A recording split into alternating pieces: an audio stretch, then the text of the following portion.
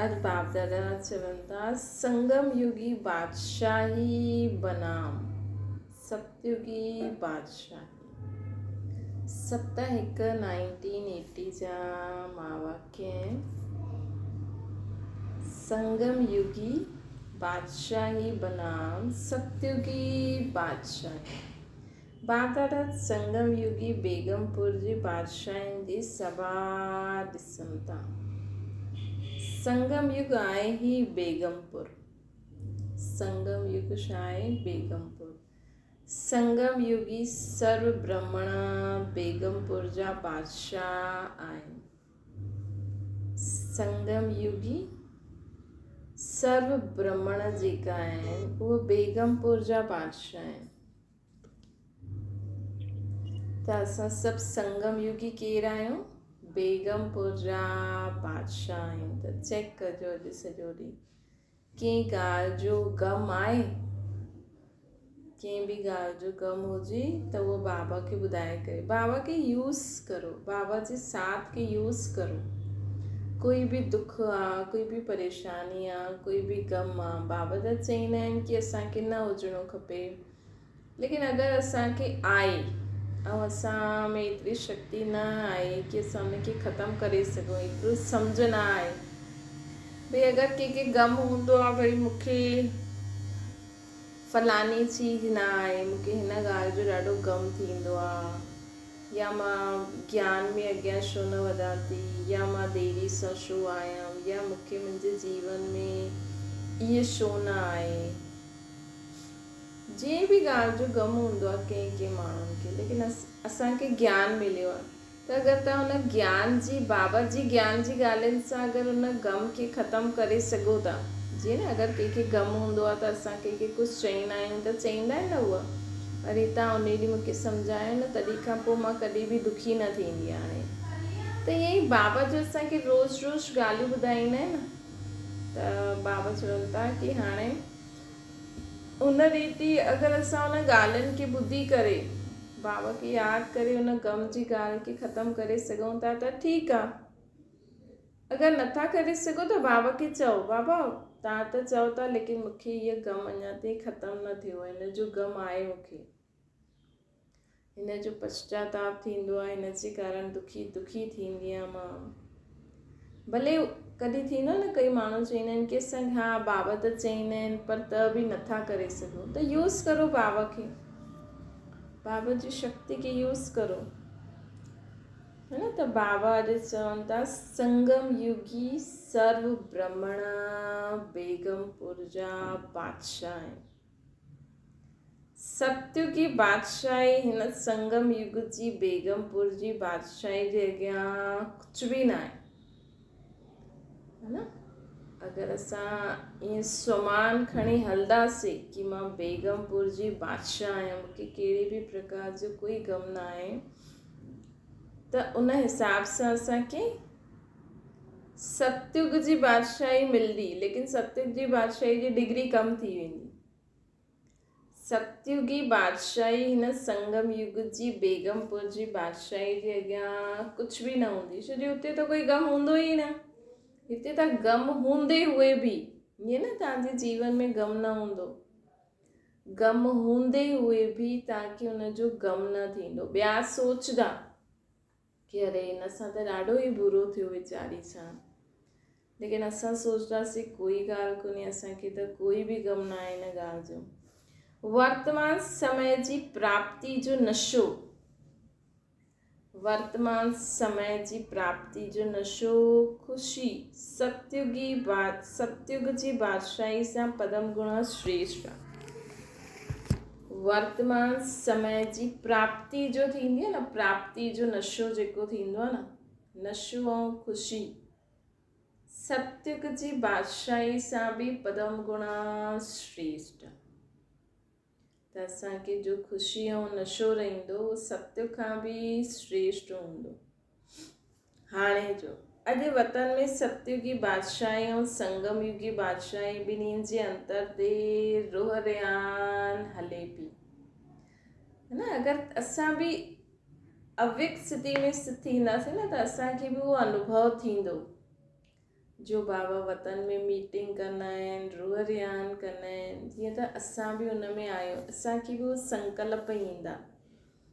सतयुग जी बादशाही जी ॻाल्हियूं त हुन ॾींहुं ॾाढियूं ॿुधियूं। बाबा हिन खां पहिरियों हिकु मुरली पहिरियों सतयुग जी ॻाल्हियूं ॿुधाई न, सतयुग में छा छा हूंदो। त बाबा चवनि था सतयुग जी ॻाल्हियूं त ॿुधियो, ख़ुशी बि ॾाढी थी, लेकिन संगम युग जी श्रेष्ठता केतिरी श्रेष्ठ आहे उन जे बि अनुभव ई आयो न। आयो कॾहिं वीचार कंदा आहियो कि हिन संगम युग ते केॾी सुठी सुठियूं प्राप्ति असांखे थियनि थियूं। अगरि दुनियावी प्राप्ति ॾिसंदव त दुखी थींदव, है न। अॼु कोई बि सुखी न आहे, अॼु जो करोड़पति बि सुखी न आहे। अॼु जो करोड़पति बि जो माण्हू आराम सां पेड़ जे हेठां सुम्हंदा आहिनि न छांव में, हुनखे ॾिसी सोचंदो, उनजी आत्मा अंदरि सोचंदी, अरे ये केॾो आराम सां सुम्ही पियो आहे खुली हवा में, कोई फ़िक्र न आहे, है न। भले हुन करोड़पति वटि गाॾियूं अथसि, सूट बूट अथसि, पैसो अथसि, लेकिन उहा जो शांति जी कोई टेंशन न, खाओ पीओ पंहिंजो आराम सां जीवन जियो, है न। कंहिंखां भीख थोरी था मांगनि, है न। जेको माण्हू मज़दूरी करे कुझु बि कमाए करे आराम सां खाईंदा पीअंदा आहिनि ऐं पंहिंजो जीवन जींदा आहिनि, है न, उन्हनि जो कंहिंखां भीख त मांगनि नथा, उन्हनि खे उहो ई रहणो आहे, उन में ई सुख आहे, उहो पंहिंजी आत्मा जे सुख जो ॾिसनि था। त उहे ई बाबा असांखे चवनि था कि कॾहिं सोचियो आहे असां कि संगम युग एॾो सुठो समय, माण्हू एॾा दुखी परेशान, भागम दौड़, तव्हां पंहिंजे आसपास वारे माण्हुनि खे ॾिसो जेका ज्ञान में न हलंदा आहिनि, केॾो उन्हनि जो दिमाग़ भॼे थो, जीअं त काॾे वञिणो आहे कुझु पतो न आहे। ॿारनि खे बि भॼाइनि था, ख़ुदि बि भॼनि था, लेकिन रिज़ल्ट ज़ीरो, है न। ॿारनि खे बि थींदो आहे न, हा ये पढ़, ये कर, उहो कर, रिज़ल्ट ज़ीरो। माण्हू अॻियां बि निकिरी वञे त बि परेशान, न निकिरे त बि परेशान। धंधे में, गृहस्थी में मुंहिंजो हीअ लड़ाई झगड़ो करे माण्हू छीना झपटी करे वठे थो, रिज़ल्ट ज़ीरो। शरीर छॾे थो त कुझु खणी थो वञे। त इहे सोचो, ॾिसो था ऐं असांखे ज्ञान में हाणे आहे कुझु खपे हाणे प्रॉपर्टी खपे छा तव्हांखे? हा, बाक़ी पंहिंजी जेकी आहे हुनखे असांखे सुठी रीति रखिणो आहे न, असां भटकऊं वेही करे, है न। पंहिंजो जेतिरो बि आहे, बाक़ी छीना झपटी वारो त नेचर न आहे न असांजो। ईअं थोरी कि मूंखे असांजो इहो आहे, जेको आहे ईमानदारी सां, हा भई ठीकु आहे, अगरि माउ बाप ॾियनि था त ठीकु आहे, जेतिरो ॾियनि था उन्हनि में संतुष्ट रहो। अगरि पंहिंजो ई कुझु आहे त पंहिंजो संभाले करे रखो, ईअं न दानी ॾेई करे ॿियनि खे ॾींदा वञो, पोइ असां वेही भटकूं।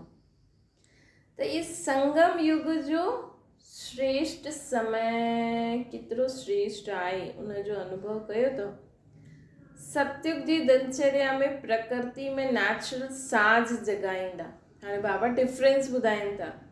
सतयुग में उन ॾींहुं बाबा चई न असांखे पक्षियुनि जी आवाज़ सां उथंदासीं, ऐं हाणे कंहिंजी आवाज़ सां उथंदा आहियूं?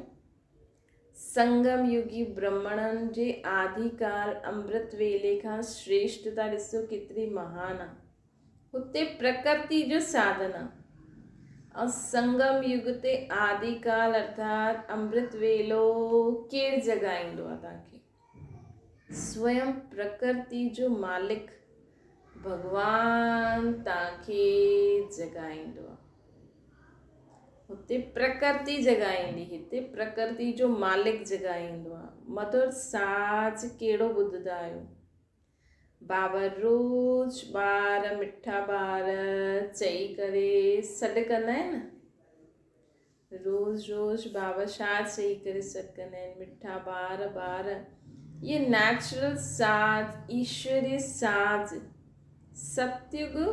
सतयुगी प्रकृति जे साज़ सां केॾो महान आहे न। हाणे बि ॾिसो काथे माण्हू प्रकृति जो ईअं सुंदर नज़ारो हूंदो न, पाणी बहींदो, पता हिलंदा, पक्षी कंदा, त उन्हनि खे माण्हू ॾाढो सुठो मञंदा आहिनि, जीअं भॻवानु मञंदा आहिनि कि हुते त स्वर्ग हुयो, हुते त भॻवानु जीअं त तॾहिं प्रकृति खे बि भॻवानु मञंदा आहिनि। अॼु बाबा चई न सूर्य खे बि नमस्कार कंदा आहिनि।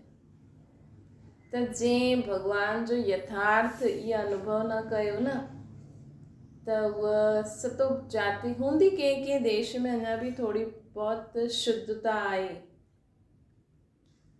या पंहिंजे आसपास जॾहिं सुबुह जो माहौल हूंदो आहे, शांती हूंदी आहे, पक्षी चहचहाईंदा आहिनि, त उहो हाणे असांखे प्रकृति जो मालिक भॻवानु जॻाईंदा आहिनि। ऐं हुते प्रकृति मधुर साज कहिड़ी हूंदी। बाबा त असांखे रोज़ु ॿार मिठा ॿार चई करे सॾु कंदा आहिनि न, इहे नेचुरल साज, ईश्वरीय साज, सत्युगी प्रकृति जे साज सां केॾो महान आहे।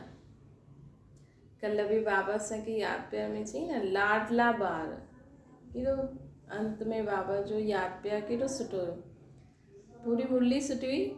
त बाबा जो उहो स्वरूप ॾिसो, वो निस्वार्थ प्यार ॾिसो, है न।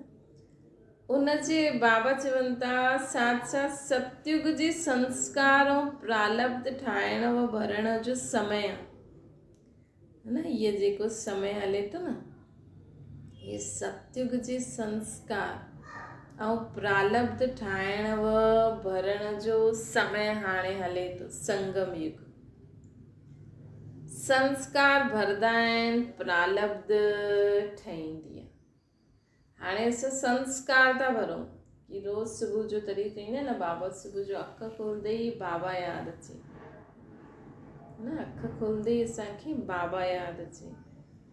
त हाणे खां इहे संस्कार ठहींदा, तॾहिं त असांखे प्रालब्ध बि अहिड़ी मिलंदी, एॾी सतो प्रधान दुनिया में असां वञी करे पाठ वॼाईंदासीं। हिन संगम युग ते ई सभु थींदो आहे।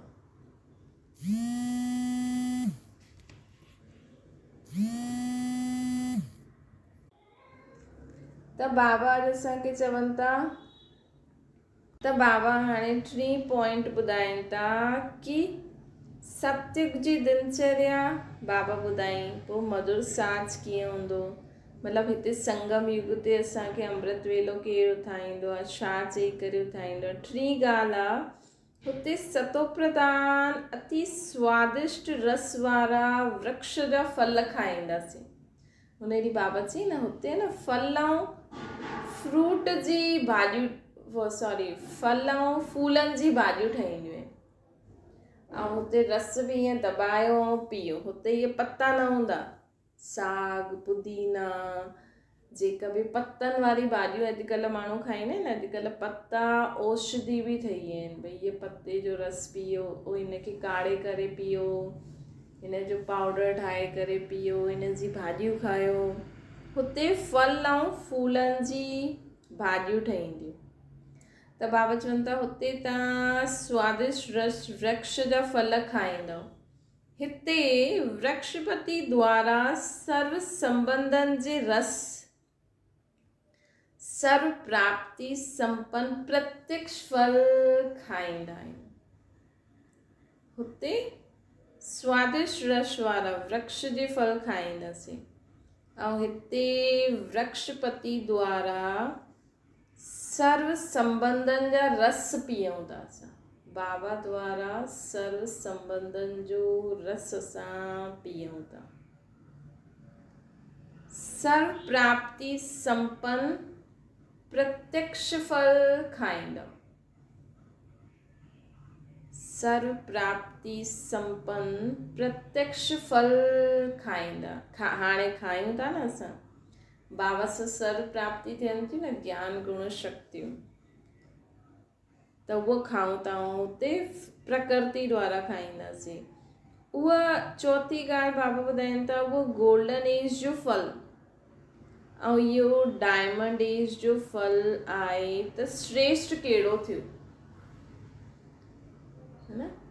उहो गोल्डन एज जो फल आहे ऐं इहो डायमंड एज जो फल आहे, त श्रेष्ठ कहिड़ो थियो। हुते दासदासियुनि जे हथ में पलंदासीं, हिते बाबा जे हथनि में पलऊं था। है न, हिते पालनहार त बाबा ई आहे न। अगरि असां अॼु बाबा चई न लास्ट में मुरली जी की अगरि मूंखां राय वठंदा आहियो, अगरि असां बाबा खे सभु ॻाल्हियूं ॿुधाईंदा आहियूं, बाबा जी श्रीमत वठी करे हलंदा आहियूं, कॾहिं बि कोई बि ॻाल्हि हुजे न बाबा खे ॿुधायो, हुन अनुसार मुरली पढ़ो या ॿुधो, तव्हांखे डायरेक्शन मिली वेंदो छा करिणो आहे छा न करिणो आहे। अगरि त बि तव्हांखे सम्झ में नथो अचे त निमित जो बि तव्हांजे आहे, हिक खे ई निमित रखिणो खपे, ज़्यादनि खे निमित न रखो, हिक खे ई जंहिंखां तव्हां पुछंदा आहियो न उन्हनि खे पुछी करे हलंदव त जीअं रिस्पॉन्सिबल बाबा थी वेंदा। त असांखे हिते डायरेक्ट बाबा था पालनि।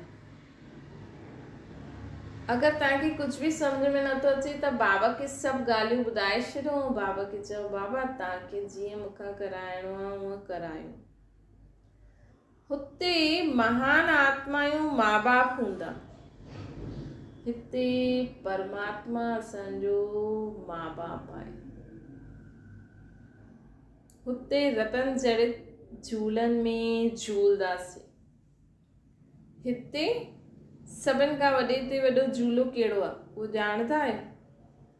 बाप जी गोदी जो झूलो झूलंदा आहियो न। जॾहिं असां सभु कुझु बाबा खे सभु कुझु ॾेई छॾींदासीं न, सभु कुझु बाबा खे ॾेई छॾियो, असां बाबा खे यादि कंदा रहूं त बाबा जी यादि जी गोदी में सदा झूलंदा रहंदासीं। असांखे कुझु करिणो ई न पवंदो, कुझु सोचणो बि न पवंदो छा करिणो आहे छा न, बसि बाबा खे सभु कुझु ॿुधाए करे। जीअं नंढो ॿारु हूंदो आहे न, नंढे ॿार खे माउ पीउ हमेशह गोदी में रखंदो आहे न, त हिते बि जेका ॿार बाबा सां सर्व संबंध निभाईंदा आहिनि, जो बाबा खे सभु ॻाल्हियूं ॿुधाईंदा आहिनि, उहो त जीअं बाबा जी गोदी में झूलंदा रहंदा आहिनि। न हुते रतन जड़े झूले में झूलंदासीं, हिते वॾे खां वॾो झूलो आहे बाबा जी गोदी जो झूलो। ॿार सभिनि जे लाइ, ॿारनि जे लाइ सभिनि खां प्यारो झूलो माता पिता जी गोदी हूंदी आहे न। सिर्फ़ु हिकु झूलो न आहे, भिन्न भिन्न झूलनि में बि झूलंदा आहिनि न। जीअं बाबा छा आहे? शांति, प्रेम, आनंद, ज्ञान, पवित्रता, सुख, सर्व शक्तियुनि सां संपन्न आहे न, मतिलबु सर्व गुण, सर्व शक्ति, सर्व ज्ञान। त असां बाबा जी गोदी में आहियूं त असां भिन्न भिन्न झूलनि में कीअं झूलंदा आहियूं, कॾहिं शांति जे झूले में झूलंदा आहियूं, कॾहिं आनंद जे झूले में झूलंदा आहियूं, कॾहिं सुख जे झूले में झूलंदा आहियूं। ये अनुभव करो, जीअं क्रोध जी अनुभूति आहे न, जॾहिं क्रोध ईंदो आहे त कीअं फीलिंग ईंदी आहे, उहो फीलिंग खे अनुभव करो। सुख जी फीलिंग कीअं हूंदी आहे, शांति जी फीलिंग कीअं हूंदी आहे, आनंद जी फीलिंग कीअं हूंदी आहे, पवित्रता जी फीलिंग कीअं हूंदी आहे, हिकदमि पवित्र, प्योर, कोई भी विकल्प, व्यर्थ संकल्प, आसुरी स्वभाव, संस्कार, उन्हनि सभिनि जी अविद्या थी वञे, हिकदमि प्योर। उन झूले में झूलो, है न, सर्व शक्तियुनि जे झूले में झूलो, अतीन्द्रिय सुख जो झूलो,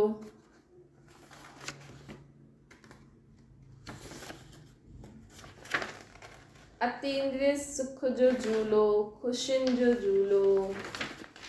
हुते रतन जड़े झूला हूंदा। जेतिरो असां हिते बाबा जी यादि जी गोदी में वेही करे अलॻि अलॻि गुणनि शक्तियुनि जे झूलनि में झूलंदासीं, ओतिरा हुते सुंदर सुंदर झूलनि में असां वेहींदासीं। ऐं इहो झूलो केतिरो महान आहे। ॿियो पॉइंट बाबा ॿुधाइनि था कि हुते रतननि सां खेॾंदासीं, खिलौननि सां खेॾंदासीं, आपस में खेॾंदासीं, लेकिन हिते बाप चईंदा आहिनि सदा मूंसां गॾु, जंहिं बि रूप में चाहियो हुन रूप में खेॾी सघंदा आहियो, है न। बाप चईंदा आहिनि सदा मूंसां गॾु जंहिं बि रूप में चाहियो, है न, जंहिं बि रूप में चाहियो हुन रूप सां हुन रूप में खेॾी सघंदा आहियो। सखा ठही करे खेॾी सघंदा आहियो, बंधु ठही करे बंधु ठाहे करे बि खेॾी सघंदा आहियो बाबा सां। बाबा असांजो सखा आहिनि, है न। बाबा खे पंहिंजो ॿार ठाहे करे बि खेॾी सघंदा आहियो। बाबा असांजो बालक आहिनि, है न। कीअं बि करे कहिड़ो संबंध में जीअं खेॾंदा आहिनि न, कई माण्हू पंहिंजे माउ पीउ सां बि खेॾंदा आहिनि न ॿार, त असांजो बाबा पीउ ऐं असां नंढा ॿार आहियूं, बाबा सां गॾु खेॾूं था। बाबा असांजी माउ आहे, बाबा त ईअं चईंदा आहिनि ब्रह्मा मां आहे, त चलो ब्रह्मा मां सां ई खेॾो। भक्ति मार्ग में माण्हू जो माता पिता चईंदा आहिनि न, उन्हनि खे पतो न आहे माता पिता केरु आहे। माता पिता मतिलबु छोजी ॾिसो विदेश माण्हू सिर्फ़ु पिता जे नाम सां यादि कंदा आहिनि, छोजी उहो सिर्फ़ु निराकार खे यादि कंदा आहिनि। ऐं असां भारतवासी जेका आहियूं असां शिव बाप खां ब्रह्मा मां द्वारा वरसो वरितो आहे न, इन करे असां माता पिता जे रूप में यादि कंदा आहियूं। मतिलबु शिव बाबा आहे, ब्रह्मा मां आहे। त हिन रीति झूलनि में झूलो, अहिड़ो अविनाशी खिलोनो त कॾहिं बि न मिलंदो अहिड़ो अविनाशी खिलोनो। एॾो सुठो असांखे पालना मिलंदी, एॾो सुठी रीति बाबा जो असांजी पालना कंदा आहिनि, देखभाल कंदा आहिनि, उहो बि निस्वार्थ, है न। अॼुकल्ह अचे कलयुगी माउ पीउ वटि अगरि उन्हनि खे कुझु न आहे, कोई टेंशन आहे, छा बि आहे, त ॿारनि जे मथां गुस्सो कढंदा आहिनि न। बाबा खे ॾिसो पूरी दुनिया खे स्वर्ग ठाहिणो आहे, केॾा ॿार आहिनि जो ग़लती कंदा आहिनि, डिससर्विस कंदा आहिनि, पर हीअं थोरी बाबा उन्हनि जो गुस्सो असां मां कढंदा। बाबा खे त गुस्सो ईंदो ई न आहे, है न। त केॾो निस्वार्थ कलयुगी माउ पीउ त चईंदा न, असां चई ॾींदा आहिनि न असां तव्हांखे एॾो पालियो, तव्हां असांखे ईअं था करो, है न। स्वार्थ त अची वेंदो आहे न। मां बि चईंदी आहियां न, ॾिस मां तुंहिंजे लाइ सुबुह खां केॾी महिनत थी करां, तूं मुंहिंजो हेतिरो कमु नथो करे सघे। बाबा भले ई चईंदा कि मां तव्हांजे लाइ करां थो त तव्हां सेवा करो, लेकिन अगरि कोई ॿार न कंदो त बाबा ईअं थोरी चईंदा, ॾिस मां तोखे केॾो पालां थो, तूं मुंहिंजे लाइ ईअं बि नथो करे सघे। प्यार सां चईंदा, उहो बि असांजे भले जे लाइ। बाबा खे थोरी कुझु खपे।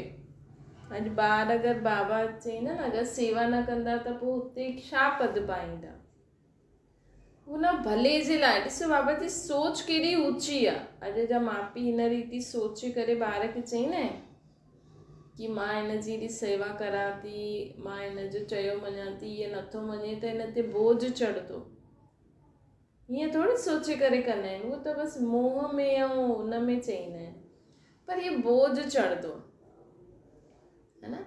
अॼु अगरि घर में ॿार वेही करे खाए कमु न कराए त हुन ते बोझ चढ़ंदो आहे, है न। चाहे घर में अॼु कोई बि अगरि घर में वेठो आहे, अगरि उहो कमु न करे, वॾो नंढो छा आहे, हर हिकु खे कमु। अॼुकल्ह जी छोरी चवनि थियूं न असां घर जो कमु छो करो, नौकराणी थोरी आहियूं, त वेठे खाईंदियूं त बोझ ई चढ़ंदो न। चिक चिक सां 2 रोटी बि शांति सां न ठाहे ॾींदियूं, ॿारनि खे बि मारदियूं, डांटदियूं, अलाए कहिड़ो बोझ आहे लेडीज़ वटि, आहे त कुझु बि न, है न। सुबुह खां एॾो शोर मचाइनि थियूं, एॾी चिक चिक करनि थियूं, शांति सां न रोटी थी ठाहिनि न घर में शांति थी रखनि, बसि हा हाय हाय हाय करे वेठी, त इहो बोझ चढ़ंदो न। भले तव्हां वटि ज़िम्मेवारी आहे, लेडीज़ चईंदी आहे न असांखे एॾो कमु आहे ॿारनि खे, पर शांति सां त करनि नथियूं, चिल्लाए बोझ में ई थी करनि न, है न। अॼु अगरि पुरुष अगरि चिल्लाए बोझ में कमाए करे तव्हांखे ॾे, तव्हांखे चए मूंखे ई कमाइणो पवंदो आहे, रोज़ु सुबुह जो उथां थो, हीअ करां थो, उहो करां थो, चईंदो आहे उहो वीचारो, कॾहिं कॾहिं ज़्यादा ई अचे। लेकिन लेडीज़ त सुबुह खां उथी करे गीत ॻाइणु शुरू कंदी आहे, त बोझ न पईंदो। ॿारु चए थो मां स्कूल वञा थो, ट्यूशन वञा थो, इहे करां थो, करे थो न शांती सां, वीचारे खे मारे करे बि मोकिलींदा आहिनि। त ही शांती सां कमु न कंदा त बसि इहो कमु आहे, इहो कमु आहे, छा कमु आहे? कुझु बि त कमु न आहे। सभु त मायूं थी करे वञनि अॼुकल्ह घर जो कमु।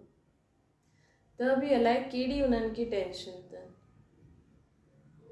आहे कुझु बि न, सिर्फ़ु मां फा त बोझ चढ़ंदो आहे। ॾिसो बाबा असांखे, असांजी एॾी सेवा कंदा आहिनि, एॾो असां सां खेॾंदा आहिनि, असांजी एॾी पालना कंदा आहिनि। बाबा त कॾहिं न चईंदा आहिनि, है न। भले बाबा परमात्मा आहे, शरीर न आहे, लेकिन त बि आत्मा कमु कंदी आहे त थकंदी त आहे न, है न। अॼु तव्हां शरीर सां कुझु कमु न करो, सिर्फ़ु मन सां वीचार करो, बुद्धि सां ई हेॾे होॾे भटकंदा रहो, थकंदा न। अॼुकल्ह हथ पेरनि सां कोई कमु करे थो? सभिनि जे मन में या त फालतू वीचार, या वेठे वेठे बि कोई कमु कंदा त उन कम जा वीचार, बुद्धि बि उन कम जे सां तो थकी वेंदा आहिनि। त आत्मा कमु करे थी त थके त थी न। त बाबा भले अथक आहिनि, लेकिन त बि कमु त करनि था न। त बाबा असांखे चवनि था कि ॾिसो हाणे संगम युग ते केॾो श्रेष्ठ समय आहे। बाबा असां सां खेॾंदा बि आहिनि। जंहिं संबंध सां बाबा खे यादि करो, उन संबंध सां बाबा खेॾंदा। त अहिड़ो अविनाशी खिलौनो त कॾहिं बि न मिलंदो, जो न टुटंदो, न फूटंदो, ऐं ख़र्चो बि न करणो पवंदो। त संगम युग जी श्रेष्ठता खे पहचानो ऐं हिन समय जो लाभ उठायो। दुनिया जी ॻाल्हियूं इहे सभु त थींदी रहियूं आहिनि न, लेकिन बाबा जी यादि जी झूले में वेहो, बाबा जी ज्ञान रतन सां खेॾो, बाबा सां ॻाल्हियूं करो, इनखे इंजॉय करो। हुते आराम जे गदेलनि ते सुम्हंदासीं, हिते यादि जे गदेलनि ते सुम्हंदा आहियूं। बाबा असांखे सतयुग ऐं संगम युग में डिफरेंस था ॿुधाइनि। त संगम युग मतिलबु डायमंड युग थी वियो। हुते निंद्रा लोक में हली वेंदासीं, लेकिन संगम युग ते बाप सगत सूक्ष्म वतन में हली वेंदा आहियूं। जॾहिं बि सुम्हंदा आहियूं त बाबा चईंदा आहिनि न, सभु कुझु मूंखे ॾेई करे फ़रिश्ते रूप में मूं वटि अची वञो, निराकारी दुनिया में पहुची वञो। हुतां जा विमान में सिर्फ़ु हिकु लोक जी सैर करे सघंदासीं। हुते जे विमाननि में सिर्फ़ु हिकु लोक जी सैर करे सघंदासीं। हाणे बुद्धि रूपी विमाननि द्वारा टिनिनि लोक जी सैर करे सघंदा आहियूं न। हाणे असां अॼु बि बाबा चई न, तव्हां त्रिलोकीनाथ आहियो। तव्हां सोचो असांखे केॾी वॾी डिग्री आहे, केॾी वॾी प्राप्ति आहे। जीअं दुनिया में माण्हुनि खे सिद्धि प्राप्त थींदी आहे न, कोई कमर दर्द ठीकु करे सघंदो आहे, बसि हीअं करे ऐं कमर दर्द ठीकु थींदो आहे। कंहिंखे सिद्धियूं प्राप्त थींदियूं आहिनि। त उहा असांखे केॾी वॾी बाबा अपॉर्चुनिटी ॾिनी अथई। असां टिनी लोकनि में वञी सघंदा आहियूं बुद्धि द्वारा। माण्हू त एॾो ख़र्चो करे वेंदा आहिनि स्पेस में। असां त हाणे बसि इहा देह खां न्यारो थी वियासीं ऐं अव्यक्त वतन में पहुची वियासीं। पोइ लाइट जे शरीर सां बि न्यारो निराकारी दुनिया में पहुची वियासीं। परमधाम में बाबा वटि पहुची वियासीं ऐं हुतां खां असां बाबा वटि वेठा आहियूं। पूरी सृष्टि ते लाइट माइट ॾियूं था। सूक्ष्म वतन में वेठा आहियूं। पूरी मनुष्य आत्माउनि खे मर्ज करे उन्हनि खे सकाश था ॾियूं।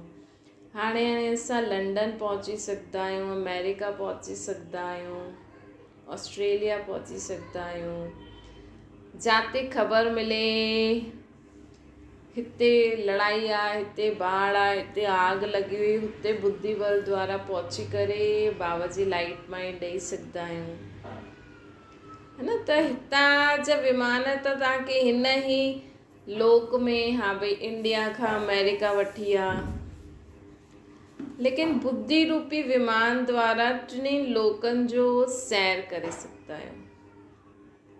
हुते विश्वनाथ कहलाईंदासीं।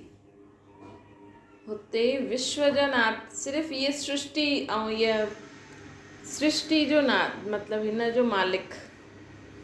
अॼु बि बाबा चई न, मनुष्य सृष्टि में सभिनि खां ऊच पद आहे लक्ष्मी नारायण जो, पूरे विश्व जो मालिक। लेकिन हाणे असां टिनी लोकनि जा मालिक आहियूं।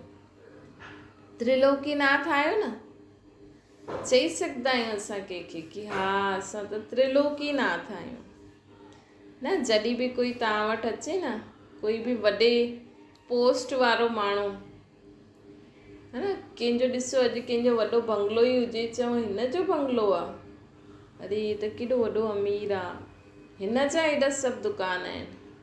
अरे असां त टिनी लोकनि जा नाथ आहियूं, है न। कोई चए इंडिया जो प्रेसिडेंट आहे, ये इंडिया में जो रूल चाहे वो कढी सघंदो आहे। असां त पूरे टिनी लोकनि जा नाथ आहियूं, मालिक आहियूं। त ॿियो बाबा चवनि था हुते 2 नेत्री हूंदा आहिनि, हिते असां 3 नेत्री आहियूं। बुद्धि रूपी नेत्र बि खुलियल आहे न, बुद्धि रूपी नेत्र सां ई त असां टिनी लोकनि जो सैर करे सघंदा आहियूं। संगम युग जे अंतर में अर्थात नॉलेजफुल, पावरफुल, ब्लेसफुल, हिन जे अंतर में हुते छा ठही वेंदो, है न। हिते असां नॉलेजफुल आहियूं, हिते असां पावरफुल आहियूं, हिते असां सर्व ते ब्लेसिंग करण वारा आहियूं, ऐं हुते रॉयल बुद्धू थी वेंदासीं, है न। हुते असां रॉयल बुद्धू थी वेंदासीं। चईंदा आहिनि न देवता आहियूं न, रॉयल बुद्धू हूंदा आहिनि। भई ॾिसो कलयुगी माण्हुनि खे बि इहो त पतो आहे इहे दुख जी दुनिया आहे, ऐं थोरो बहुत त पतो आहे भई सुख ॿियो थींदो आहे, सुख जी दुनिया ॿी हा, भले हुननि खे पतो न आहे सुख जी दुनिया हिन ई सृष्टि ते हुई। लेकिन सत्युग में त असांखे कुझु बि पतो न हूंदो कि हाणे हिन खां पोइ दुख शुरू थींदो। भई कलयुग में त बि माण्हुनि खे पतो आहे कि पहिरियों सुख हुयो, हीअं हुयो, कंहिंखे कुझु न कुझु त पतो ई आहे। कृष्ण खे त वरी बि उन्हनि जी बुद्धि सुठी आहे कि चईंदा आहिनि हा असांजे धर्म खां पहिरियों या हिन सृष्टि ते पहिरियों पैराडाइज़ हुयो, लक्ष्मी नारायण जो राज, महाराजा महारानी हुयो। भारतवासियुनि खे वरी ई थोरो थोरो पतो आहे, उन्हनि खे रटे में लूणु मिसल। लेकिन सत्युग जा लक्ष्मी नारायण त उन्हनि खे त कुझु पतो ई न हूंदो कि असां ई राज्य कीअं वरितो, उन्हनि खे इहो ई पतो न हूंदो। कम से कम अॼु जे ॿारनि खां इहे त ॿुधाए सघंदा आहिनि न कि हा असांजे परदादा ईअं, कोई ॿुधाए सघंदा आहिनि, न त न ॿुधाईंदा कि हा असांजा ॾाॾा ॾाॾी हीअं कंदा हुया, पोइ असांजे पापा बि हीअं कई, हाणे असां बि हीअं करूं था, हीअं हलूं था। कम से कम पीढ़ी जो त पतो हूंदो। हुते त लक्ष्मी नारायण खे त इहो बि न पतो हूंदो कि असां हिन विश्व जा महाराजा महारानी कीअं ठही वियासीं, है न। त रॉयल बुद्धू हूंदा न। ऐं हाणे ॾिसो असां नॉलेजफुल बि आहियूं, पावरफुल बि आहियूं, ब्लेसफुल बि आहियूं। दुनिया जे हिसाब सां परम पूज्य हूंदासीं, विश्व द्वारा माननीय हूंदा, लेकिन नॉलेज जे हिसाब सां महान अंतर पइजी वेंदो आहे। दुनिया जे हिसाब सां असां महान पूज्य हूंदासीं, पर उते कोई पूजा आदि न कंदो आहे। विश्व द्वारा माननीय बि हूंदासीं, लेकिन नॉलेज जे हिसाब सां महान अंतर पइजी वेंदो। हाणे त ॾिसो असांजो एॾो मान न आहे, है न। हाणे जो लक्ष्मी नारायण जो मान हूंदो, जो विश्व में हुनजो भले थोरा ई माण्हू हूंदा त हाणे बि भक्ति मार्ग में बि आहे, लेकिन हाणे जो असां नॉलेजफुल, हाणे जो असां ठहूं था, हिन समय जो असां ठहूं था, हाणे त असांजो एतिरो मान न आहे न, एतिरा पूजनीय थोरी आहियूं, अञा ठहूं था, असांजी आत्मा अञा शुद्ध ठहे थी। त नॉलेज जे हिसाब सां महान अंतर पइजी वेंदो आहे। हुते भले असांखे उहो माननीय, उहो रिगार्ड, रिस्पेक्ट मिलंदो, हिते नथो मिले एॾो, है न। त नॉलेज जे हिसाब सां त असां महान अंतर थी वेंदो न हुते ऐं हितां जो। हिते त गुड मॉर्निंग गुड नाइट बाप सां कंदा आहियूं न, हुते आत्माउनि सां गुड मॉर्निंग गुड नाइट कंदियूं, है न। हुते विश्व राज्य अधिकारी हूंदासीं, राज्यकर्ता हूंदासीं, ऐं हिते विश्व कल्याणकारी महादानी वरदानी हूंदा। महादानी वरदानी आहियो, हुते विश्व राज्य अधिकारी हूंदासीं, राज्यकर्ता हूंदासीं, मतिलबु विश्व ते राज्य करण वारा। भले हुते कोई ईअं ऑर्डर न आहे, निमित मात्र महाराज महारानी चईंदो हीअं थींदो हीअं थींदो, ईअं कोई ऑर्डर न थींदो, बसि निमित मात्र, है न। हिते असां छा आहियूं, विश्व जो कल्याण करण वारा, विश्व खे शांति जो दान ॾियण वारा, शक्तियुनि जो दान ॾियण वारा, बाबा जी मदद जो अनुभव कराइण वारा। त हिते असां महादानी वरदानी ऐं विश्व कल्याणकारी आहियूं। हुते असां उन्हनि ते राज्य कंदासीं। कलयुग वारा न नॉर्मल हूंदो त श्रेष्ठ कहिड़ो थी वियो, सत्युगी ॻाल्हियूं ॿुधी करे सिधा ख़ुशि स्वरूप ठही वेंदा आहिनि, है न। सत्युगी ॻाल्हियुनि खे यादि करे माण्हू ख़ुशि स्वरूप थी वेंदा आहिनि ॿार। हुते वैराइटी प्रकार जो भोजन खाईंदासीं, ऐं हिते ब्रह्मा भोजन खाईंदा आहियूं, जंहिंजी महिमा देवताउनि जे भोजन सां बि अति श्रेष्ठ आहे। सोचो असां हिते केॾो बाबा जी यादि में, भले तव्हां पंहिंजे घर में बि ठाहियो था, लेकिन बाबा जी यादि में, परमात्मा जी यादि में, भगवान जी यादि में, असांजे शिव पिता जी यादि में, हुननि सां गॾु असां रोटी ठाहींदा आहियूं, न। त हुनजो केॾो महत्व हूंदो, जंहिंखे खाए करे असां आत्मायूं शुद्ध थींदा वेंदा आहियूं, पावन थींदा वेंदा आहियूं। ॾिसो हर हिक जे नसीब में बि न हूंदो, है न। तव्हां हीअं ॾिसो, तव्हांजे घर में आहे न, तव्हां उन्हनि खे भाॼी ठाहे ॾियो, तव्हां ठाहींदा हूंदव, ईअं कंदा हूंदव बाबा जी यादि में, त कोई खाईंदो हूंदो, कोई न खाईंदो हूंदो, कंहिंखे वणे न वणे। छोजी असांजी भाॼी थधी हूंदी आहे न, ज़्यादा मसालेदार, त असां खाइणो न खपे, पर किथे किथे खाईंदा आहिनि, भले वैराइटी हुजे, लेकिन कई बार न बाबा जो भोग, बाबा जो भोजन बि हर हिक खे पसंदि न ईंदो। चईंदा न इहे छा ठातो अथव, थोरो तेल मसालेदार, इहा उहा, त ॾिसो बाबा जो देवता आहिनि, जेके देवता खाइण में बि उन्हनि खे बि इच्छा थींदी हुई, उहो भोजन हर हिकु न खाई सघंदो आहे। ब्रह्मा भोजन खाईंदा, जंहिंजी महिमा देवताउनि जे भोजन सां बि अति श्रेष्ठ आहे। त सदा सत्युगी प्रारब्ध ऐं वर्तमान समय जे महत्व ऐं प्राप्ति खे साथ साथ रखो। त बाबा असांखे एॾी सारी ॻाल्हियूं ॿुधायूं। अञा ॿियो तव्हां बि वीचार सागर मंथन करो, जो अॼु असां वटि आहे कल्ह न हूंदो।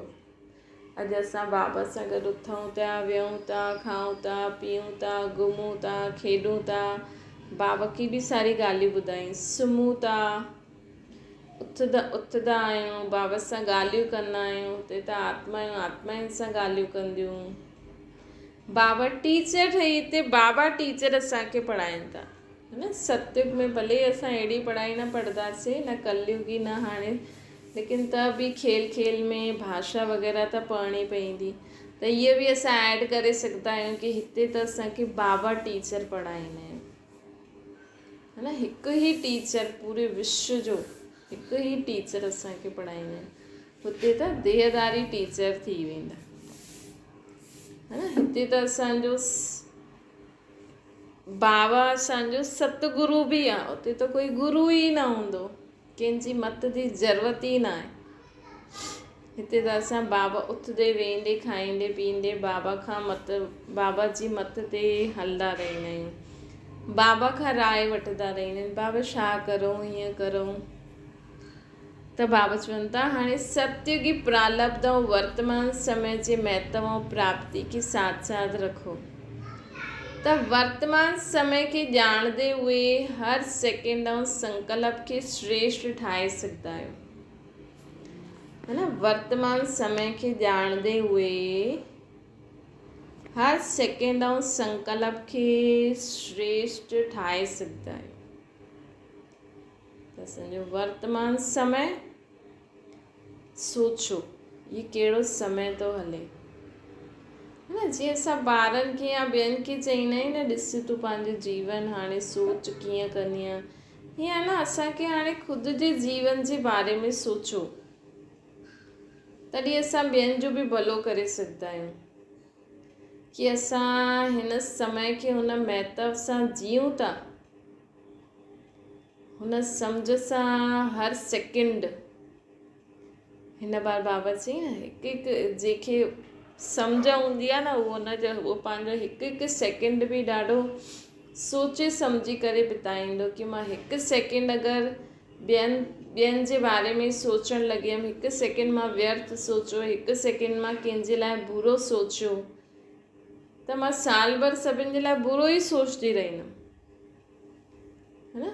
त सोचो माण्हुनि जे लाइ त बुरो सोचो, लेकिन पंहिंजो टाइम केॾो वेस्ट थी वेंदो आहे, पंहिंजी आत्मा जी शक्ति केॾी वेस्ट थी वेंदी आहे। त पूरे सिर्फ़ु 21 जन्म न 84 जन्मनि जो असां पंहिंजो पार्ट फिक्स था करूं। बाबा चईंदा न कॾहिं कॾहिं सम्झो अॼु पंजाब जो जून आयो आहे, पंजाब जी 2 विशेषतायूं आहिनि। हुन समय पंजाब जून आयो हूंदो, पंजाब जी 2 विशेषतायूं आहिनि, हिकु पंजाब जो पाणी, ॿियो पंजाब जी खेती, है न। सिख माण्हू जो पंजाब वारा माण्हू हूंदा आहिनि उन्हनि जे लाइ उन्हनि खे खेती सां ई पहचानंदा आहिनि न, हुननि वटि खेत ॾाढा हूंदा आहिनि, इन करे लस्सियूं पराठा मक्खन आदि खाई करे एॾा उहो रहंदा आहिनि तंदुरुस्त। कौरव गवर्नमेंट पंजाब में 2 विशेषतायूं ॾेखारियूं आहिनि। पांडव गवर्नमेंट जी तरफ़ सां पंजाब में छा विशेषतायूं ॾेखारियूं आहिनि। कौरव गवर्नमेंट जे हिसाब सां कि पंजाब जो पाणी ऐं खेती, त असां पांडव गवर्नमेंट जी तरफ़ सां पंजाब में छा विशेषतायूं ॾेखारियूं आहिनि। पंजाब में ज्ञान नदियूं रूपियूं हैंड्स त कढिया आहिनि, लेकिन वंडर बि कयो आहे। ज्ञान नदियूं रूपियूं हैंड्स त निकिता आहिनि, लेकिन वंडर बि कयो आहे। पंजाब जी नदियूं पंजाब में ई रहंदियूं आहिनि, पंजाब जी नदियूं पंजाब में ई रहंदियूं आहिनि। जीअं हिते त नदी हेॾे होॾे घुमंदी रहंदी आहे न, हिकु शहर खां ॿिए शहर खां, लेकिन बाबा चवनि था पंजाब जी नदियूं पंजाब में ई रहंदियूं आहिनि।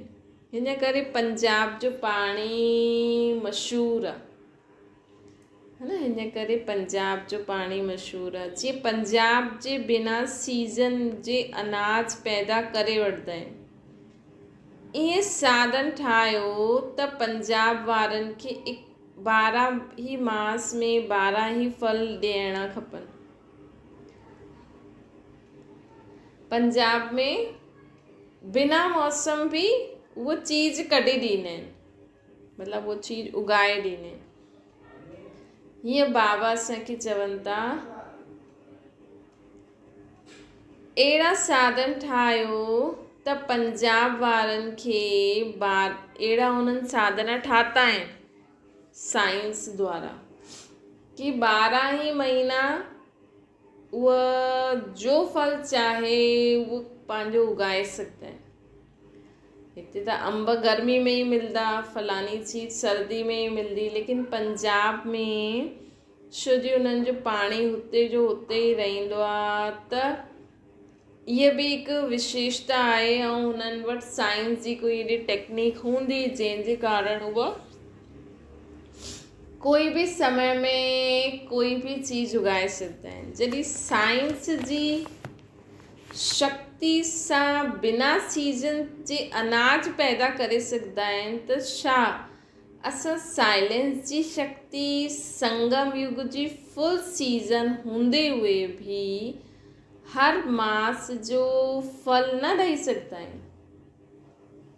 जीअं साइंस एॾी सुठी अॻियां वधी आहे जो कंहिं बि सीज़न में कोई बि फल फ्रूट उगी सघंदो आहे त बाबा चवनि था असां साइलेंस जी शक्ति संगम युग जी फुल सीज़न हूंदे हुए बि हर मास जो फल न ॾेई सघंदा आहियूं। जीअं उहे माण्हू साधन अपनाईंदा आहिनि न त असंभव सां संभव करे ॾेखारींदा आहिनि। जीअं उहे माण्हू साधन अपनाईंदा आहिनि जो असंभव सां संभव करे ॾेखारींदा आहिनि त साधना द्वारा पंजाब जी धरती खे परिवर्तन करो।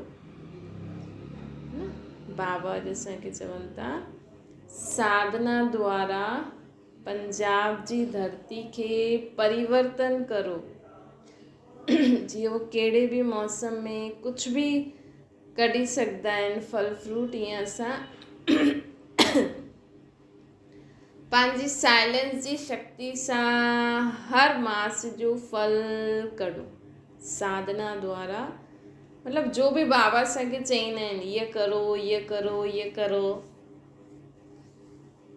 त उहो बाबा खे असां उन समय में ई करे ॾेखारियूं। प्रत्यक्ष फल ॾियणो पए। पंजाब खे नए वर्ष में स्लोगन यादि रखिणो आहे। कहिड़ो स्लोगन? तुरंत दान महापुण्य करणो। तुरंत दान महापुण्य करणो। हाणे त ज्ञान गंगाउनि जो पाठ आहे। हाणे त ज्ञान गंगाउनि जो पाठ आहे। पांडव बैकबोन आहे। हिन समय ज्ञान गंगाउनि जो पाठ आहे। पांडव बैकबोन आहे। लेकिन अॻियां निमित त शक्तियुनि खे रखंदव न, इन में बि पांडवनि जो फ़ाइदो आहे, न त डंडा खाइणा पवंदा। है न, ॾिसो कोई पुरुष कोई पांडव चए। हाणे ॾिसो माताऊं त कीअं चई सघंदियूं आहिनि न, विकारनि जे लाइ बुराइनि जे लाइ घर गृहस्थी कीअं। अगरि कोई वैसे क्लास हलाईंदा आहिनि भाई बि पंहिंजा। हाणे त ख़ैर ॾाढो अॻियां निकिरी वियो। शुरू में त जो नयो नयो ज्ञान हुयो हुन में त माताउनि खे अॻियां रखण ई सेफ्टी हुई न। हाणे बि आहे लेकिन हाणे किथे किथे भाई बि ज्ञान ॾींदा आहिनि, भाई बि अॻियां संभालंदा आहिनि।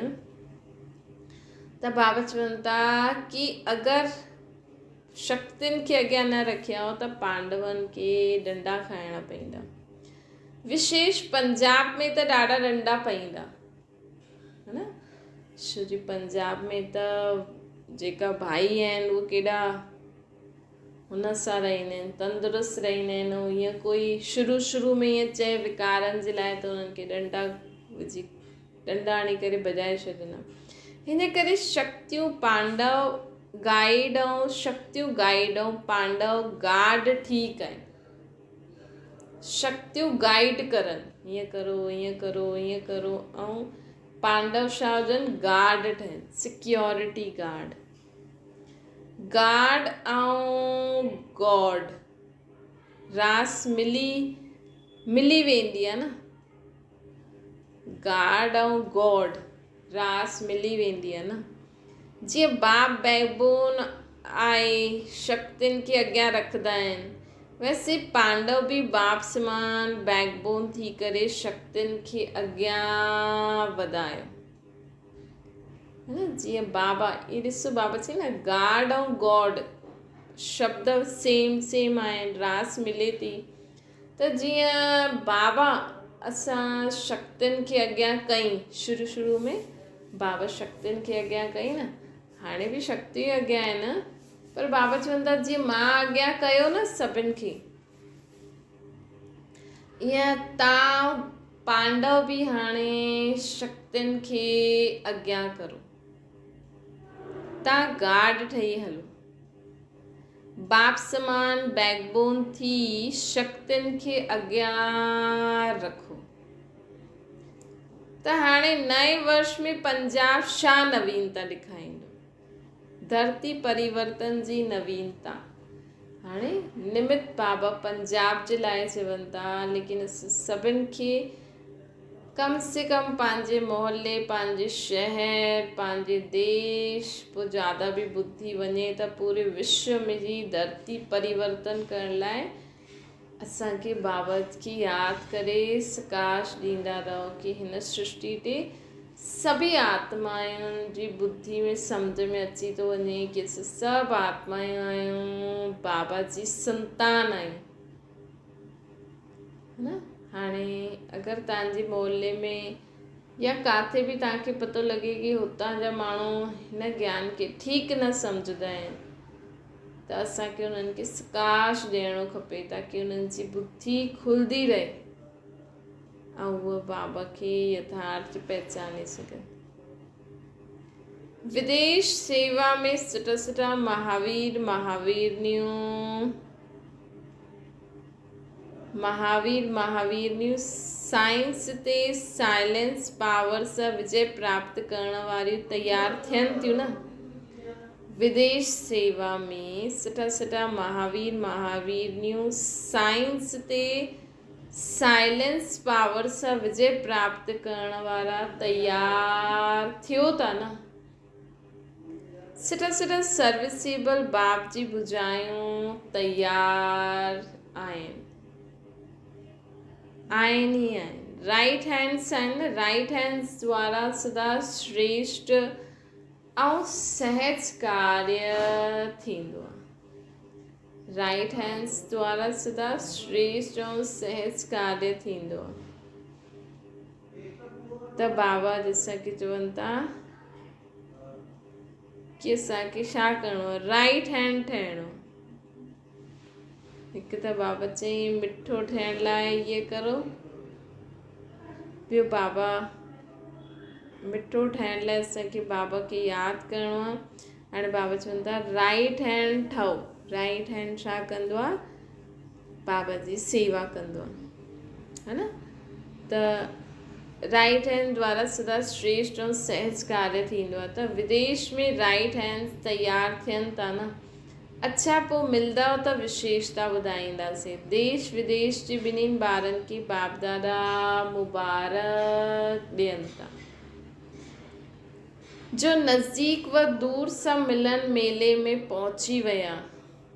अच्छा, अहिड़ा सदा बाप सां मिलन मल्हाइण वारा ॾींहुं राति हिकु बाप ॿियो न कोई, हिन ई धुन में रहण वारा सदा विश्व जी आत्माऊं प्रति सर्व खजाननि सां महादान वरदान ॾियण वारा, सदा विश्व जी आत्माउनि जे प्रति सर्व खजाननि सां महादान वरदान ॾियण वारा, सदा संगम युग जी विशेषता खे साम्हूं रखी श्रेष्ठ भाग्य जी स्मृति स्वरूप विश्व जी आत्माउनि खे महादान वरदान ॾियण वारा, सत्संगम युग जी विशेषताउनि खे साम्हूं रखी श्रेष्ठ भाग्य जी स्मृति स्वरूप अहिड़ा सदा श्रेष्ठ वृत्ति श्रेष्ठ वाइब्रेशन द्वारा विश्व कल्याणकारी आत्माउनि खे बाप दादा जो यादि प्यार ऐं नमस्ते। असांजी बि माता पिता बाप दादा खे यादि प्यार, गुड मॉर्निंग ऐं नमस्ते। बाबा खे यादि करो।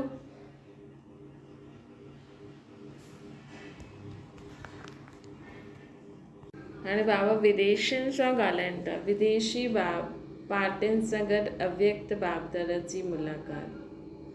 London party. सदा पंहिंजी होली लैंड जी स्मृति में रहंदा आहियो। होली लैंड में रहण वारा सदा पंहिंजी होली स्टेज में स्थित रहंदा आहियो।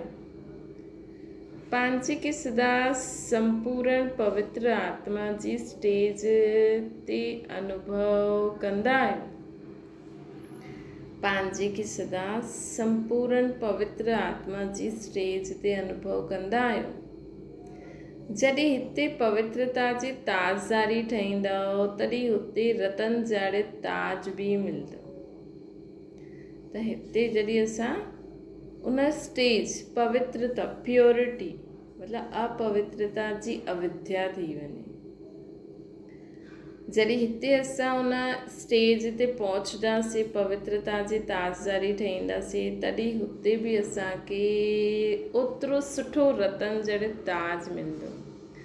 सदा पंहिंजे मथां लाइट जो क्राउन अनुभव करो। सदा पंहिंजे मथां छा करो? लाइट जो क्राउन अनुभव करो। जो राजकुमार ऐं राजकुमारियूं हूंदियूं आहिनि उहे ताज़दारी हूंदा आहिनि। जो राजकुमार राजकुमारियूं हूंदा आहिनि न उहे छा हूंदा आहिनि? उहे ताज़दारी ॾेखारींदा आहिनि उन्हनि खे। तव्हां त साहिबज़ादा ऐं साहिबज़ादियूं आहियो त बिग़ैर ताज कीअं थी सघंदा आहियो? असां साहिबज़ादा ऐं साहिबज़ादियूं आहियूं बाबा जा।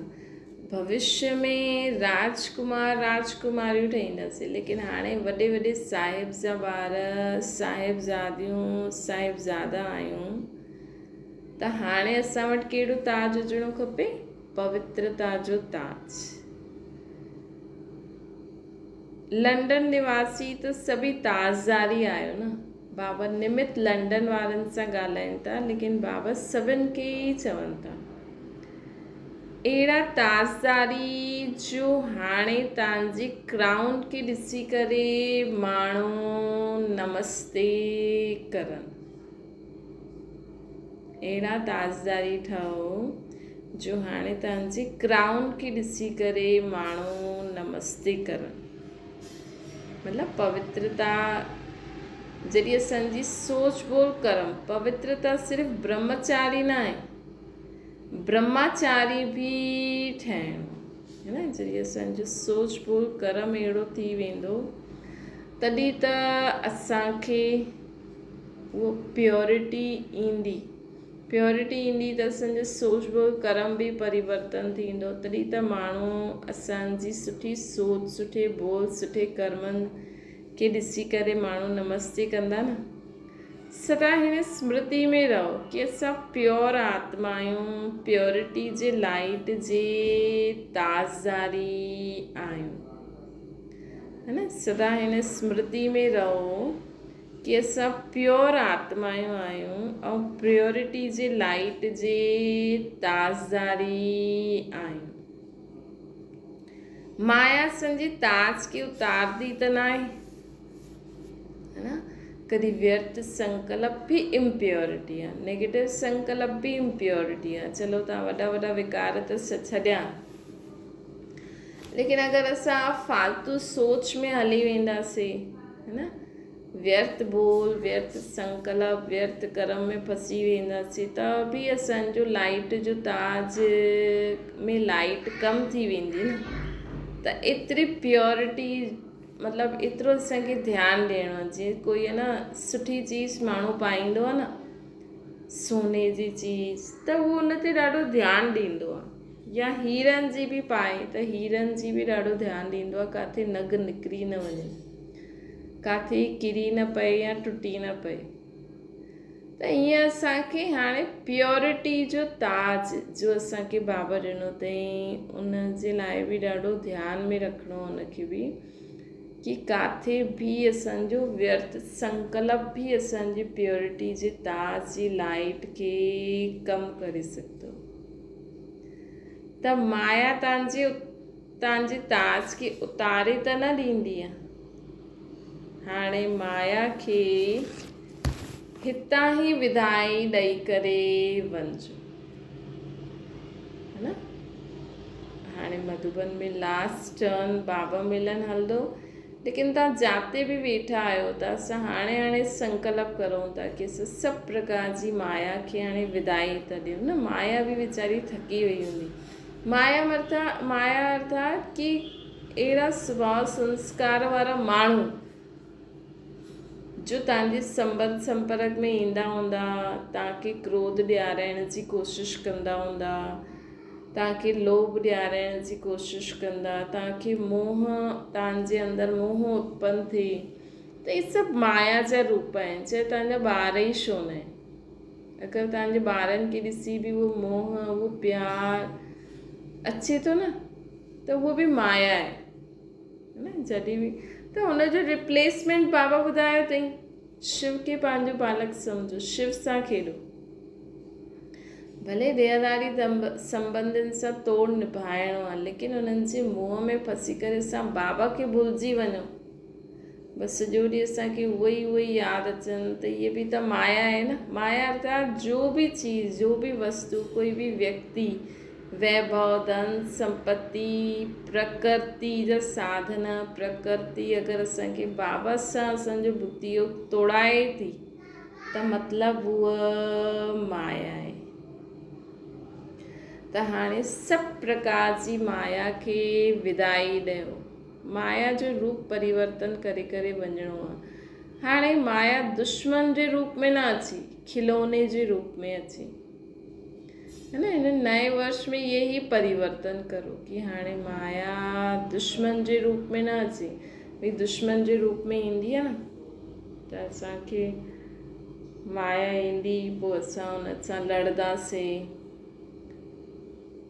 पोइ कुझु उल्टो सुल्टो चई वठंदासीं, या बाबा जी शक्ति सां पोइ योग सां हुन ते विजय प्राप्त कंदासीं। लेकिन हाणे माया खिलौने जे रूप में अचे, असां हुन सां खेॾूं। हिन नए वर्ष में परिवर्तन करो। अमेरिका पार्टी सां बाबा ॻाल्हाइनि था, बाबा विदेश जी पार्टियुनि सां ॻाल्हाइनि था। हाणे अमेरिका 5 पांडव आहिनि, 5 पांडवनि कल्प पहिरियों बि छा कमाल कई हुई। 5 हूंदी हुई बि केतिरा अशोहिणी सेना जे मथां विजयी थिया न, है न। 5 पांडव हूंदे हुए बि अहिड़ी सेना जे मथां विजयी थिया न, 5 हूंदे हुए बि विजयी थिया, छो जी पांडवनि जो साथी परमात्मा आहे। विजय जो झंडो लहराइण वारा पांडव सेना आहियो न, हिकु पांडव केतिरनि जे बराबरि आहे, है न। हिकु पांडव केतिरनि जे बराबरि आहे, बाबा चवनि था। त अॼु असां पंहिंजे पाण खे ॾिसूं कि असां जो आत्मायूं आहियूं, हिकु केतिरनि जे बराबरि आहियूं। उहा अशोणी सेना, ये 5 पांडव त केतिरा वैल्यूएबल ऐं अमूल्य आहियो न, है न। केतिरा वैल्यूएबल ऐं अमूल्य आहियो। हाणे अमेरिका जे चारों ओर फैली वञो।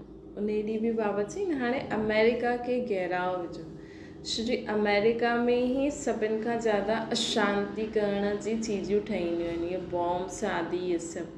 ऐं हुते ई बाबा जो सेंटर शो ठाहियो आहे छा, ताकि हुते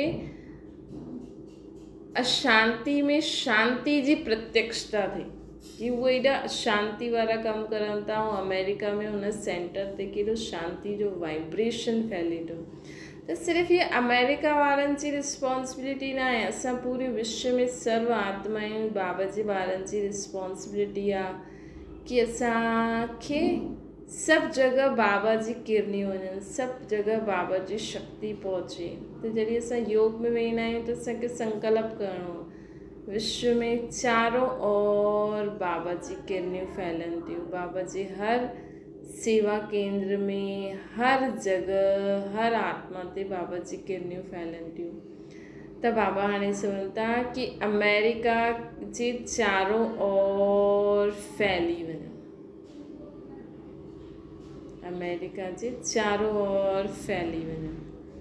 जीअं जाल बिछाइबो न, ईअं पंहिंजे योग शक्ति जो जाल बिछायो, त जो बि भटकती हुई आत्मायूं हूंदियूं उहे पहुची वेंदियूं। त निमित्त अमेरिका आहे, लेकिन असां पूरे विश्व में चारों ओर बाबा जी किरनियूं फैलनि, ऐं जो बि आत्मायूं भटकती हुयूं आहिनि उन्हनि खे ठिकानो मिली थो वञे। ये संकल्प करो, ये तव्हां घर वेठे भी पूरे विश्व की सेवा करे सकता आहियो। असां जॾहिं संकल्प करो तो सोचो कि विश्व में कोई आत्मा भटके थी या उनके बाबा जे घर बाबा जे परिचय मिली वञे, वो बाबा जे घर में पहुची वञे, बाबा जो परिचय उनखे मिले, त जीअं उहा आत्मा बाबा सां जुड़ी त हुनजो जो भी शेयर तव्हांखे भी मिलंदो। भले असां होॾे विया न, लेकिन असां हिकु जॻह वेही करे पंहिंजी संकल्प शक्ति सां भी ॾाढी भटकती हुई आत्माउनि खे ठिकानो ॾेई सघंदा आहियूं। ज़रूरी न आहे सभु माण्हू बाबा जे घर ई अचनि। अहिड़ा भक्त आत्मायूं, अहिड़ी धर्म में आत्मायूं, मथपंड वारी आत्मायूं जो भटकनि थियूं, जो ग़लति राह में भटकी वियूं आहिनि, उन्हनि खे भी पंहिंजे पंहिंजे धर्म जे हिसाब सां भी सही ठिकानो मिली वञे। ये भी संकल्प करो भाई हर आत्मा भले ही बाबा जे घर न अचे, असां तो संकल्प करो सभी भटकती हुई आत्माउनि खे सही ठिकानो मिली वञे, है न। त ईअं जाल बिछायो, ईअं पंहिंजी योग शक्ति जो जाल बिछायो त जो भटकती हुई आत्माएं हूंदियूं वो पहुची वेंदियूं। अमेरिका में विशेष खुशी और शांति जी अभिलाषी आत्मायूं ज़्यादा आहिनि।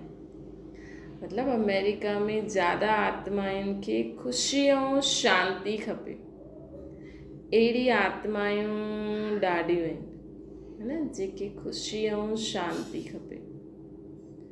त उन्हनि खे खुशी और शांति जो दान ॾींदा रहो त ॾाढनि जी आशीर्वाद मिली वेंदी न। त संकल्प करो पूरे विश्व में जिन आत्माउनि खे भी खुशी खपे, शांति खपे, उन्हनि सभिनि खे वो सभु खुशी और शांति मिले थी, और सभी आत्मायूं खुश बाबा भले कंहिं भी रूप में, भले वो भगवान के मञनि थियूं, है न। हाल फ़िलहाल त माण्हुनि खे कोई चए न असांखे बाबा बाबा न, असांखे त कृष्ण ई सुठो लॻंदो आहे, बसि कृष्ण ई कृष्ण।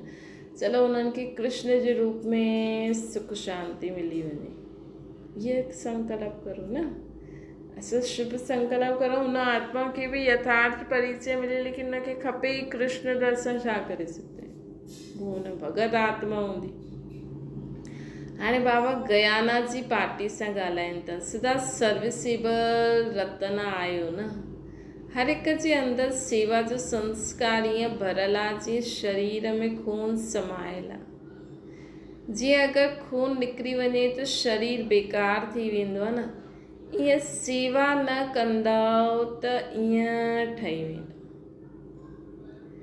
अगरि खून निकिरी वञे त शरीर बेकार आहे। असांजे शरीर में खून सां ई त सभु चीजूं हेॾे होॾे पहुचनि थियूं न।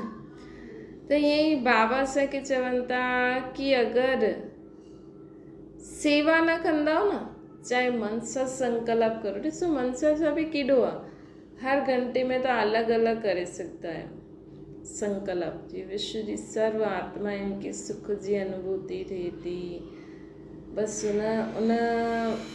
उन घंटे बस चारों ओर सुख जी किरनियूं, चारों ओर शांति जी किरनियूं, चारों ओर प्रेम जी किरनियूं, सर्व शक्तियुनि जी किरनियूं, सर्व ज्ञान जी किरनियूं, गुणनि जी किरनियूं, या जे आत्मा के जो भी खपे, असां बस हिकु सेकेंड बाबा खे यादि करूं, विश्व में चारों ओर लाइट माइट फैली हुई। जे आत्मा के जो शक्ति, जो गुण, जो सही सम्झ खपे, वो उन्हनि खे मिलंदी थी, है न। त ईअं सेवा न कंदा आहियो। अगरि सेवा न कंदा त जीअं जीते जी मरल जे समान आहियो। सेवा ही ब्राह्मण जीवन जो विशेष आधार आहे, है न। बाबा चवनि था सेवा ही ब्राह्मण जीवन जो विशेष आधार आहे। सभिनि जे अंदरि सेवा समायल आहे, सभिनि जे अंदरि सेवा समायल आहे। सर्विसेबल जो तिलक सभिनि जे मस्तक ते लॻल आहे, सर्विसेबल जो तिलक सभिनि जे मस्तक ते लॻल आहे। सभिनि जे अंदरि सेवा समायल आहे, सर्विसेबल जो तिलक सभिनि जे मस्तक ते लॻल आहे। गयाना वारनि भी सर्विस जो सबूत सुठो ॾेखारियो। निमित बाबा गयाना वारनि जे लाइ चवनि था, लेकिन बाबा सभिनि जे लाइ बि चवनि था कि हर पंहिंजे क्षेत्र में सर्विस जो सबूत सुठो ॾेखारियो आहे। गयाना जे विशेष व्यक्तियुनि जो दृष्टांत ॾेई करे अनेक स्थाननि ते सेवा थींदी। गयाना जे विशेष व्यक्तियुनि जो दृष्टांत ॾेई करे, गयाना में विशेष व्यक्तियुनि जो दृष्टांत ॾेई करे अनेक, छो कि गयाना में ॾाढा सारा सुठा बाबा जा क्वालिटी वारी आत्मायूं निकितियूं, त हिन करे हुनजो असां माण्हू एग्ज़ाम्पल ॾेई करे ॾाढे स्थाननि ते बि सेवा करे सघंदा आहिनि। गयाना जे सर्विस में विशेष निमित ठहिया आहियो न। जीअं नैननि में तारो समायल आहे, वैसे जो बाप दादा जी सिकी लदा रतन आहिनि न, उहो बि नैननि में समायल आहिनि, जंहिं द्वारा बाबा पूरे विश्व जी सेवा कंदा आहिनि। ॾिसो, पहिरियों त शिव बाबा जे तन में ब्रह्मा बाबा जे तन में शिव बाबा आया, है न। त पहिरियों त ब्रह्मा बाबा ई ॼाणे, उहो बि धीरे धीरे जॾहिं बाबा सुठी रीति ॼाणे, हालांकि बाबा उन्हनि द्वारा सेवा करनि पिया। पोइ जीअं जीअं ॿियूं आत्मायूं निकितियूं, बाबा खे पंहिंजो मञनि, बाबा खे पंहिंजो, जीअं ब्रह्मा बाबा शरीर ॾिनई न, हीअं जेके आत्मायूं बि बाबा जी श्रेष्ठ मत ते हलंदियूं आहिनि, बाबा खे सर्व संबंधनि सां मञंदियूं आहिनि, उन अनुसार सुठी रीति हलंदियूं आहिनि। बाबा सां सचो प्रेम आहे, प्रेम सां गॾु बाबा जो चईंदा आहिनि उहो बि कंदा आहिनि, त सर्विस बि कंदा आहिनि, त उहो बाबा जे जीअं नैननि जा तारा थी विया। त पहिरियों त हिकु ब्रह्मा द्वारा बाबा पूरे विश्व जी सेवा कंदा हुया, हाणे त केॾी सारी आत्मायूं जो बाबा ते निछावर आहिनि, जेका श्वासो श्वास बाबा खे यादि कंदियूं आहिनि, अहिड़ी आत्माउनि द्वारा बाबा हाणे पूरे विश्व में सर्विस कंदा आहिनि, है न। त जीअं नैननि में तारो समायल आहे, वैसे बाप दादा जे सिकी लदा रतन बि नैननि में समायल आहिनि। हाणे बाबा जर्मनी जी पार्टी सां ॻाल्हाइनि था। जर्मनी ग्रुप खे त ॾाढो ई कमाल, जर्मनी ग्रुप त ॾाढो ई कमाल कई। जर्मनी वारा भविष्य जे लाइ अहिड़ो ग्रुप तयारु करो जो भविष्य में अची करे तव्हांजी सेवा जे निमित ठहनि। सत्युग में भी एटॉमिक एनर्जी जो कार्य हलणो आहे न, मतलब जर्मनी में हाणे अहिड़ो ग्रुप तैयार करो जो असांखे सत्युग में भी मदद करे।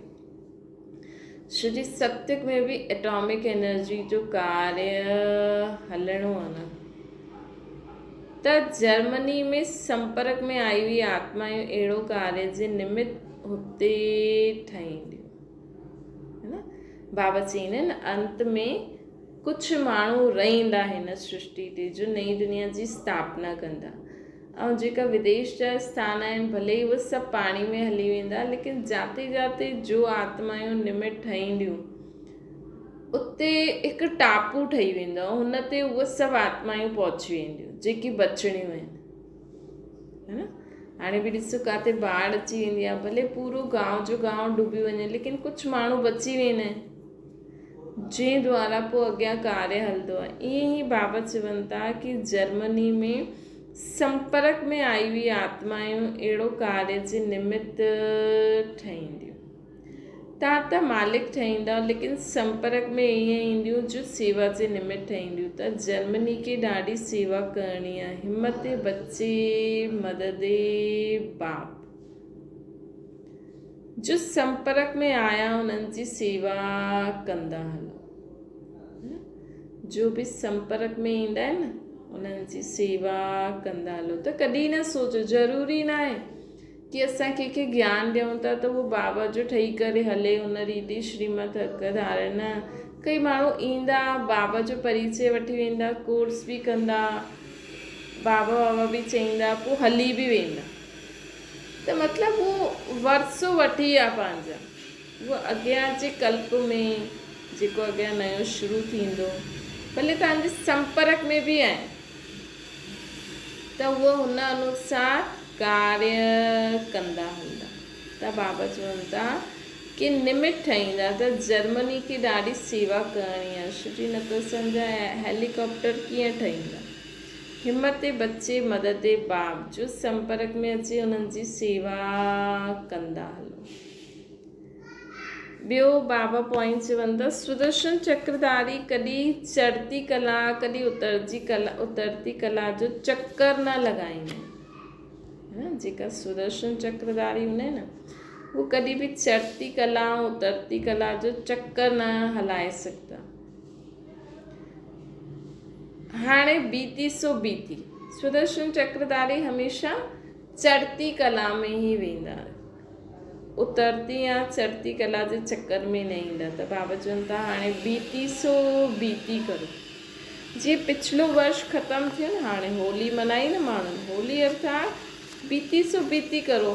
असांखे रोज़ ई होली मनाइणी आहे, हर सेकेंड होली मनायो, बीती के बीती करो। जीअं पिछलो वर्ष ख़तमु थियो वैसे ये संस्कार भी ख़तमु थी वेंदा, संस्कार रूप सां परिवर्तन। चेक करो अञा ताईं कहिड़ो पुराणो संस्कार असां में आहे।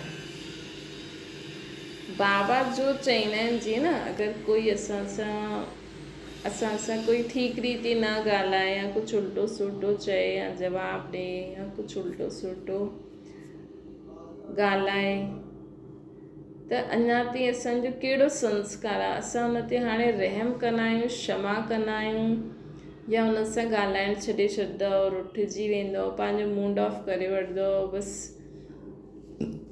त ईअं सभु पंहिंजा संस्कार ॾिसो, चेक करो। संस्कार बीज आहे, अगरि बीज ख़तमु थी वियो त वृक्ष पैदा थी न सघंदो। त अगरि असांजो संस्कार ई ख़तमु थी वियो, उहो रुठण जो, उदास थियण जो, न ॻाल्हाइण जो, न कि हर हिक जो पंहिंजो पंहिंजो नेचर आहे। असांखे त उन्हनि खे शुभ भावना ॾियणी खपे, असांखे बसि उन्हनि खे शुभ भावना शुभकामना ॾियणी आहे बसि, है न। कमु आहे त ठीकु आहे ॻाल्हाए, न त अगरि कोई असां सां ॻाल्हाइणु नथो चाहे या कोई अहिड़ा ईअं थींदो आहे न, कॾहिं कॾहिं न छा थींदो आहे, असां में प्योरिटी हूंदी आहे न, त कोई अहिड़ी आत्माउनि जे संपर्क में असां ईंदा आहियूं न, त उन्हनि जी नेगेटिविटी जास्ती थींदी वेंदी आहे, त उहो जास्ती उल्टा सुल्टा कमु कंदा आहिनि, ॻाल्हाईंदा आहिनि तव्हां सां। त अगरि तव्हांखे लॻे थो न, त उन्हनि सां दूर ई रहो, उन्हनि जे लाइ शुभ भावना शुभकामना करो। छो जी उहा त आत्मा पंहिंजे पाण खे परिवर्तन नथी करे सघे, ऐं असां जेतिरो हुनजे संपर्क में ईंदासीं त हुनजी नेगेटिविटी बि उथल खाईंदी, त हुनखे बि परेशानी बि, उहा असां ते वार बि करे सघंदी आहे। त सेफ्टी छा आहे, है न। त हुनजे लाइ शुभ भावना शुभकामना करे किनारो बि नथा करे सघो, भई फैमिली मेंबर आहे त ठीकु आहे, हा ठीकु आहे कंदा हलो, इन में हुनजो बि भलो। बाबा चई न कि अगरि असां बाबा खे पंहिंजी ज़िम्मेवारी ॾियूं, बाबा असांखे कोई कुझु चए असां न करूं त उहो बि उल्टो बोझ। त हीअ बि असां सोचे सघंदा आहियूं, अगरि असां कंहिंखे सम्झायूं था, कंहिंखे ॾाढो कुझु चऊं था, त जीअं असां हुनजी पालना था करूं, उहो न मञे त उहो बि हुनजे मथां बोझ। त नंढो आहे त ज़बरदस्ती करायूं या न बि, वॾो थींदा वेंदा आहिनि, पोइ कीअं माण्हू उन्हनि सां ज़बरदस्ती करे न। उन्हनि नंढनि वॾनि जे लाइ हर हिक जे लाइ शुभ भावना शुभकामना करे हलंदा हलो। त बाबा चवनि था अगरि बीज ख़तमु थी वेंदो त वृक्ष पैदा न थींदो न। बीज वृक्ष खे पैदा न करे हुन जे लाइ हुन आग में जलाए छॾियो, है न। अगरि कोई बीज जाते बि हूंदो मिट्टी में त वृक्ष निकिरंदो ई सही। अगरि तव्हांखे न खपे त हुन बीज खे ई जलाए छॾियो। त कमज़ोरियुनि जे संस्कार रूपी बीज खे यादि जे लग्न जे अग्नि में जलाए ॾियो। कमज़ोरियुनि जे संस्कार रूपी बीज खे यादि जे लग्न जी अग्नि में जलाए ॾियो। परमात्मा खे परमात्मा जी यादि जी अग्नि में उनखे जलाए ॾियो, त वृक्ष पैदा ई न थींदो, है न। अर्थात मन वाणी कर्म में कमज़ोरी ईंदी ई न, असांखे पतो आहे इहे कमज़ोर संस्कार आहे, इहा आदत आहे, त हुनखे जलाए ॾियो। कमज़ोरी जे संस्कारनि जे बीज खे जलाए ॾियो बाबा खे यादि करे, त मन वाणी कर्म में उहा कमज़ोरी ईंदी ई न। जीअं होली जलाइण में होशियारु आहियो, ईअं होली अर्थात पवित्र ठहिण जी होली जलाइण त होली थी वेंदी। जीअं होली जलाइण में होशियारु आहे न हाणे माण्हू, जीअं केॾा त्योहार मल्हाया होली जा न, त होली जलाइण में कलर लॻाइण में होशियारु आहियो न, त ईअं ई हाणे पंहिंजे पुराणे स्वभाव संस्कार पुराणी ॻाल्हियुनि खे ख़तमु करण में होशियारु ठहो। होली अर्थात सभु पुराणो सभु जलाए करे पवित्र ठहिण में होशियारु ठहो।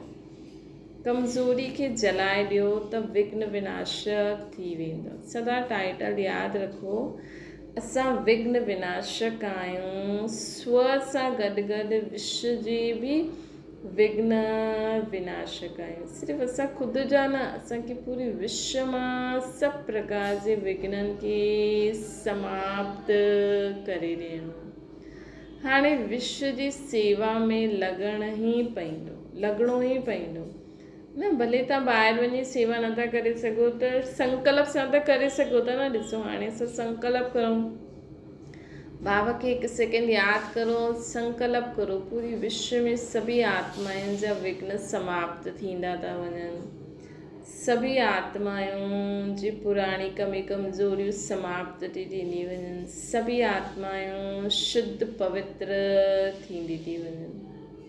ये भी तो सेवा है न। सब कुछ भुलिजी करे बाबा खे यादि करे संकल्प जा वाइब्रेशन फैलाइण, इनखे चइबो आहे मनसा सेवा। अंत में ये ही सेवा कंदासीं। अच्छा, ओम शांति। बाबा खे यादि करो।